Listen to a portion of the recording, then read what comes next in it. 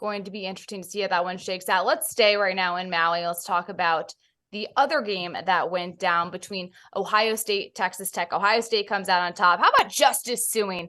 33 points, a career high. He's from Hawaii. He got to do that in front of his family. He scored in a variety of ways. And look, this is a guy that was injured the last couple of years and was able to kind of come out and really make a name for himself, and is going to fit in lovely into this Ohio State defense, Kevin.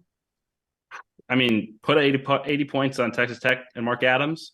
That's a statement. I mean, they were awesome offensively today.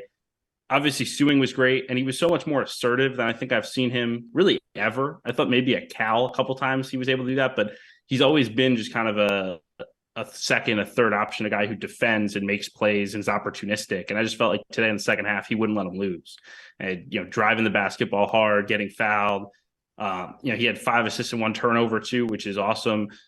When you have a guy who's as good as Justice Suing is, and then you have 2 freshmen playing as well and as mature as Bryce Sensabaugh and Bruce Thornton are, like that's a really good team now. They could be way better in March. Like Bruce Thornton's a freshman. He's built like a senior. Like if you looked at Bruce Thornton, you would not think in any way that kid is in his first two weeks of college basketball. He played 39 minutes against Texas Tech's defense, a defense that is known for forcing turnovers, known for creating havoc. He turned the ball over 2 times.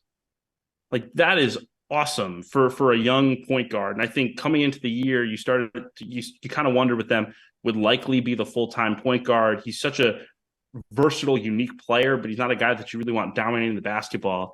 And for Bruce Thornton, a freshman, to navigate Texas Tech on the third game in 3 days, the way that Bruce Thornton did, I was really impressed. So to have him and the scoring pop that Sensabaugh brings, those guys are going to continue to get better. You have Suing, you have the toughness with Key on the inside, shooting with Sean McNeil.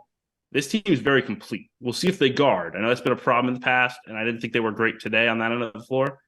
But offensively, they are going to be a nightmare to try to guard. Bruce Thornton kind of seems to me like a running back, by the way. Anytime I look, I was going to say he could be playing. Doesn't he look like a running back? Yeah, that's what I was going to say. They're banged up there. They could use him. Yeah. Yeah, he looks like a running back. The one that's impressed me, Suing's obviously great. I feel like I saw him play the ukulele like 30 times because that just seemed to be a thing that they kept running and running and running. But no, good for him. Athletic, left, can get to the rim. If you have a guy that can really attack off the bounce or within 1 or 2 dribbles, that's the kind of guy that can give Texas Tech and that no middle defense some trouble. So there.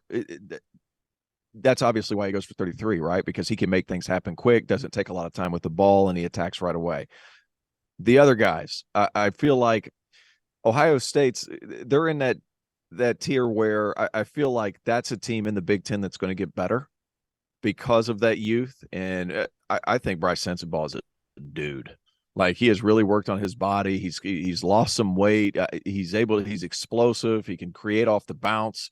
Like he has turned into a dude. He was a top 50 prospect coming out of high school. I saw him play. He was a little, I'm not going to say the word overweight. That's not the right, but he was a little soft compared to what he is now. And his body looks great. He's trimmed down a little bit and he has gained some explosiveness as a result. And he's just blossomed. I mean, that team, as the season goes on, Ohio State, I'm looking at them, are they at their best in January? I don't know. Are they at their best?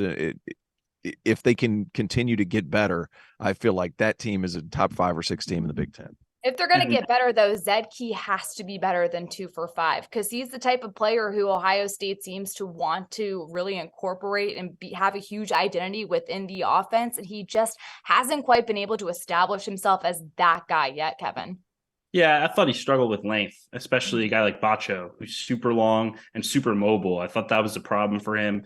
And it doesn't get easier in the Big Ten. I mean, you talk about the length, you're going against some of the best bigs in the country. Absolutely. I mean, Key is really physical. He's really tough, but I don't know that this team's identity is going to be playing through the post. I think in time you're going to see that their ability to play 4-out-1 and space it out and then attack off the bounce and attack closeouts is going to be really, really dangerous. And I'll also say this, like Buckeye fans better enjoy Bryce Sensabaugh because he's not going to be there long. Like that kid's a one and done. He's on the Malachi Branham trajectory where like today he plays 12 minutes and you're like, this kid's way more talented than playing 12 minutes. But like by January, he's going to be giving him 15 points a game a night, and the mock drafts are going to start flying in, and he's not going to be long for Columbus because that kid's a pro.